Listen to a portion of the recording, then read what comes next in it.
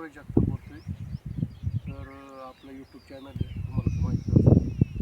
आपली साधारण 3 HP ची मोटर 4-5 दिवसापासून बंद आहे. मोटर नक्की काय झालं का हिशोबच लागत नव्हता. तर आम्ही फिटरला बोलवलं.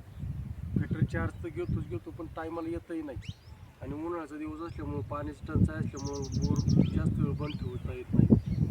तर आम्ही म्हटलं पाहूया घरी चेक करून. तर साधारण आपण हा बल्ब काय अडचण नाही घ्यायला, मी आताच पाहिला आम्ही चेक करून. हा बल्ब घ्यायला काय अडचण नाही, परंतु थोडं ध्यान द्यायला लागतं. काय होतं, आपल्या जर फ्यूजला बरबीर आली असेल, आता आम्ही पाहिलं एका फ्यूजला बरं आलेली होती आणि एका फ्यूजला बरं आलेली नव्हती. हा जर बरं घेतला असेल तर सर्वात पहिलं असं जोडून घ्यायचं, 3 वायर घ्यायच्या. आपली जी मोटर काढली वर आपण बोरवेलची समजा आतमध्ये असेल किंवा बाहेर जरी मोटर काढली असेल तर अशी एक वायर जोडून घ्यायची त्याला. अशी जोडली आणि मग चेक करायचं फ्यूजला लावून.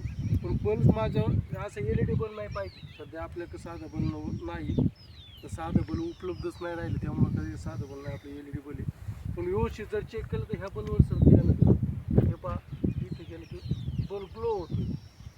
तुम्हाला दिसतं असं इकडून दाखव बरं, बल्ब ग्लो होतोय, बरं लागतो. याच्यावर तुम्ही पाहिलं तर दिसतं. तर समजायचं मोटर गेलेली आहे आपली, बल्ब ग्लो होतोय आपला. हे पहा, तर बल्ब जर ग्लो झाला तर समजा मोटर गेलेली आहे आपली आणि मग आपल्याला फिटरकडे टाकता येईल. धन्यवाद. पण मी तर पाहिलं आपला बल्ब लागलेला होता, मग मोटर गेलेली आहे. परंतु समजा बल्ब नाही लागला तर समजायचं मोटरमध्ये दुसरा काहीतरी प्रॉब्लेम आहे.